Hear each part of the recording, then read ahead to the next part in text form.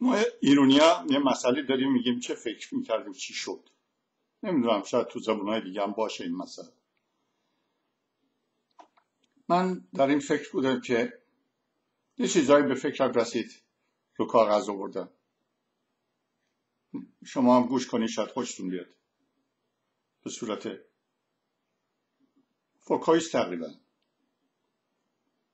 دعا کردم مگر مادر بمیرد، دعا کردم مگر مادر بمیرد، پدر روزی زنی دیگر بگیرد، بگیرد کام از او چون شهد شیرین، رسم من هم با آن آرزوی دیرین، نه خرجش میدهم نه پالتوی پوست، که او شوهر است خرجی با اوست.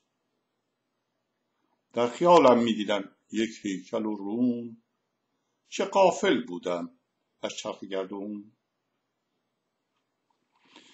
یا حالو میشدم یا عرب از بیخ، در قفا هم میزدم چند نوبتی سیخ. تبی کرد یک شبی در تب همی سوخت، پدر مرد و غمش دهانم و دوخت. پدر بود که کنون از پیشمان رفت، سحر گشت و پیش یک روز از هفت. همان مادر که گفتم گر بمیرد، به دنبال جوان میگشت تا شوهر بگیرد. مردک با مادرم در عشق و رحمت، مرا هم میدهد هر شب زحمت.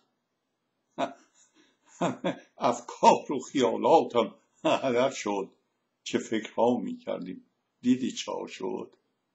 همه افکار و خیالاتم هدر شد، چه فکرها میکردیم دیدی چه شد.